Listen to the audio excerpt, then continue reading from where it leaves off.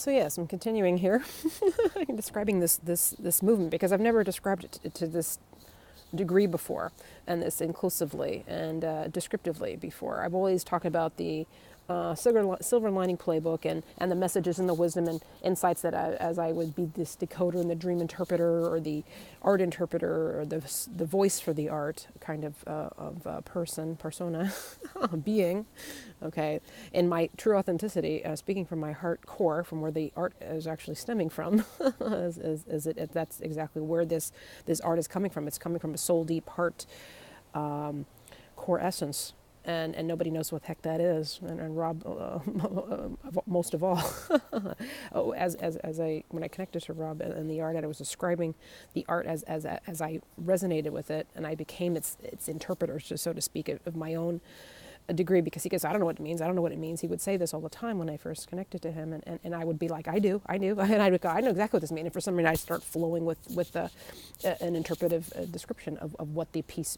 meant, what it symbolized, because I was familiar with the symbols that he would paint on, type of, the imagery of the circles and certain dots within circles and stuff like that. It made sense to me.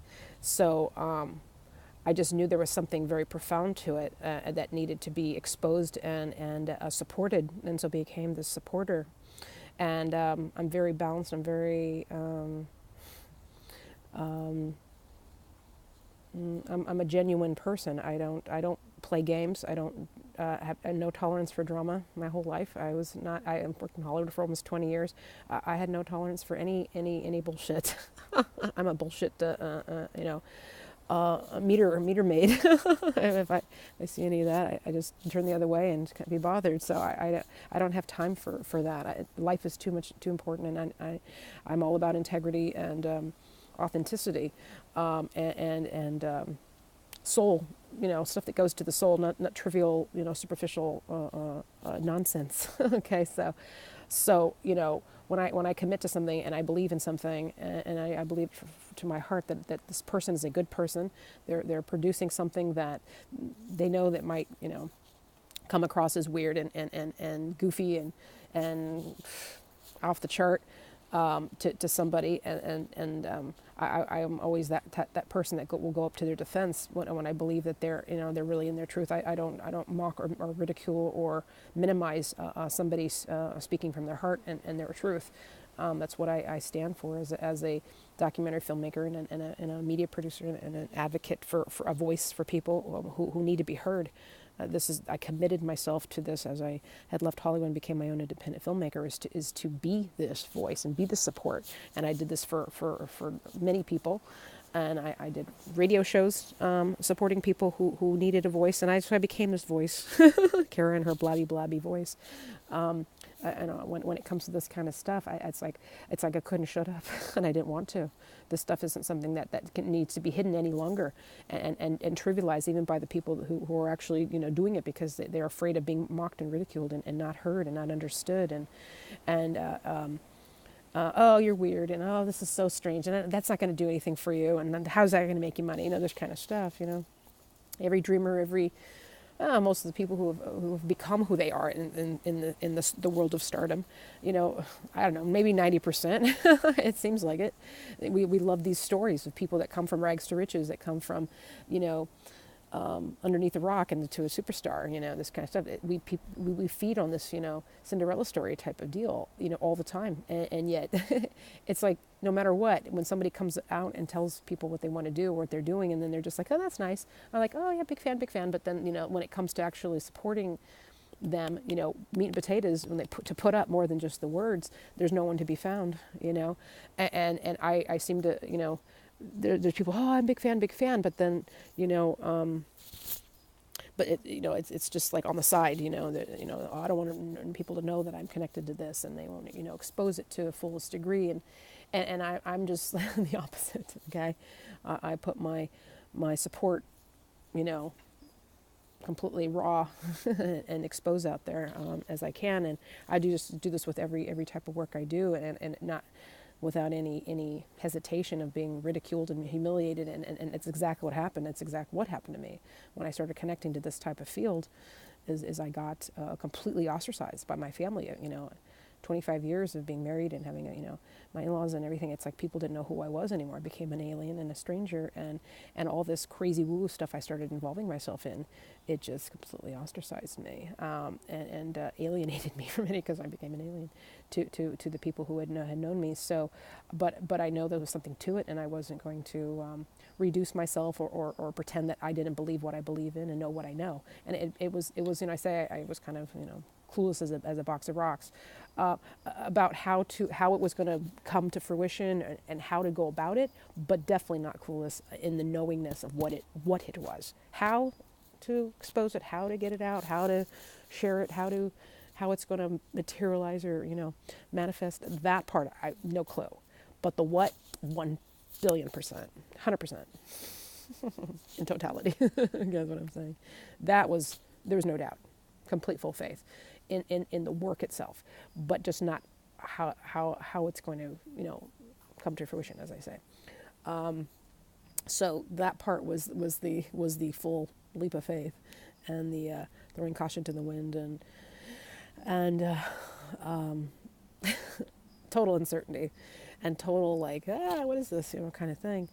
So when to have somebody who's usually very straight-laced. I was a stable person. I was always had the 401k, very secure, doing my thing. I followed the old programs and what was right thing to do, and this and that, and to think about tapping into your life savings when you're 20 years premature of retiring, so to speak, from that normal realm, and then go, I'm going to pull out all my resources from my life savings and be taxed 30% just to get access to funds, which is exactly what I did, just to support this work for of other people. That's how passionate I was about it. I was willing to turn over my own life savings and cash out, at age 44, my life savings that I had. It was all I had to live on to support myself after I just had to walk away from a marriage because I was being ridiculed and reduced and disrespected because my poor husband didn't understand what I was doing, and I couldn't explain it. I was on a different frequency and a different dynamic of living that just couldn't be explained, and I became this I was no longer in that world anymore, and there was nothing I could do about it. It was a divine intervention. It was they say certain things, I'll continue doing this until an act of God comes. Well, an act of God came, and it was God itself, which is this energy field that woke my ass up, and then started connecting me, magnetizing me to these souls who were doing the same thing that I seem to be doing, and I seem to be this voice and this supporter for them. So I continued to do this, and I just dove headfirst in with one project for 2 years.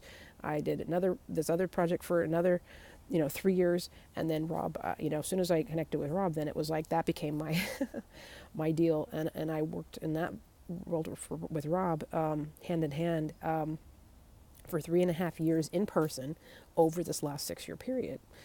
And there was breaks in there, and it was definitely the most debilitating and annihilating and uncomfortable work I had ever done in my life. And there's nothing I could do about it because it's like the project, the work itself, had a hold on both of us, and it wouldn't let us go, no matter what we wanted.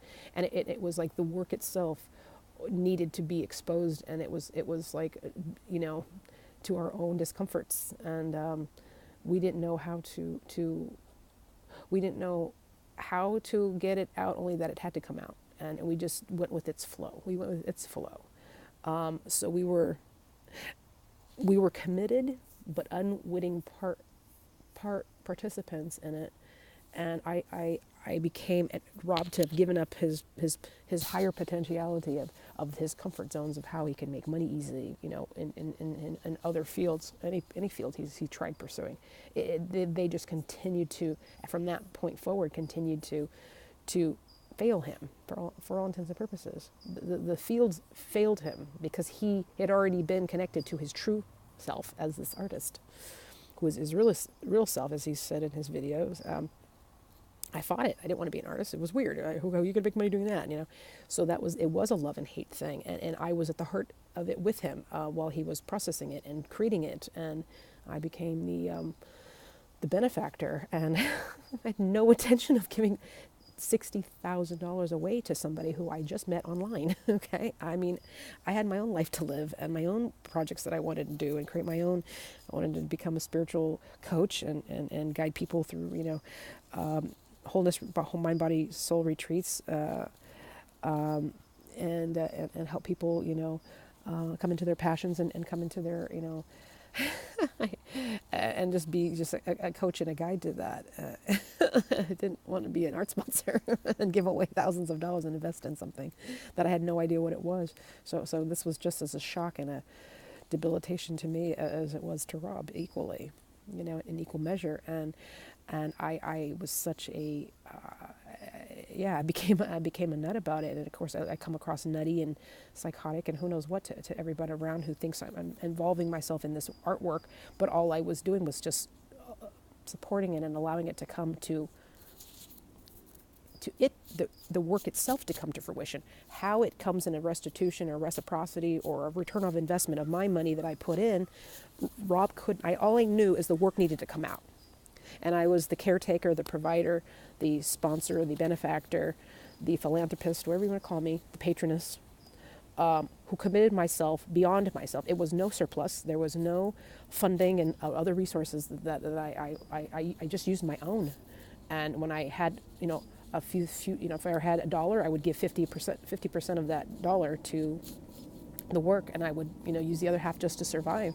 So it became a very committed financial, I don't want to call it a burden, but it was to all intents and purposes, because it depleted my entire bank account and my entire life savings. And but the thing is, once the two of us committed to it, then more money kept coming to me through loans and from credit cards and stuff like that, and it kept continuing funding the project. So whether it was a manipulative manifestation of something that was manipulating me and the energy as much as Rob, because it was, it's like this, there was an energy that was pushing both of us beyond our comfort zones.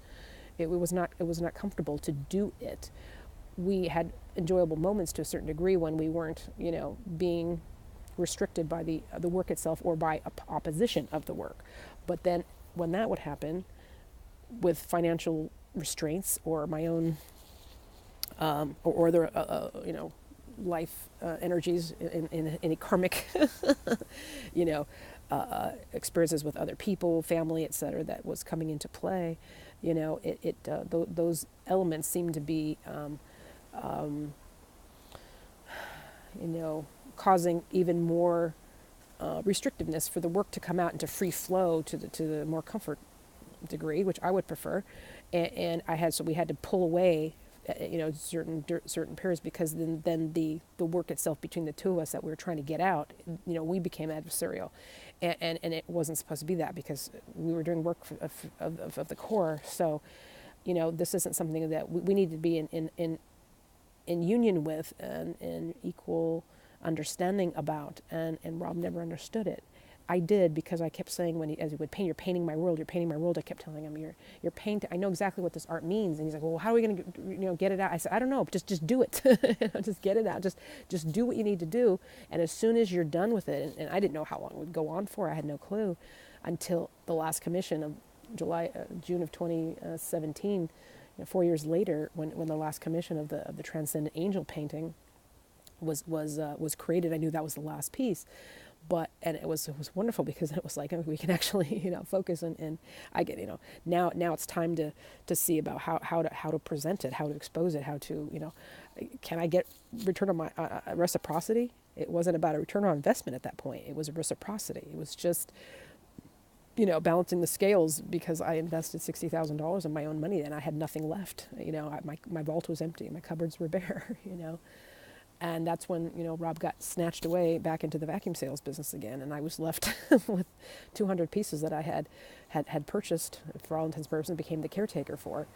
for $60,000, and I couldn't even sell it. I couldn't do anything with it. Not because I didn't really want to. It's just because it wasn't my art. It was belonged to this artist, and I had to do some very unique movements with it.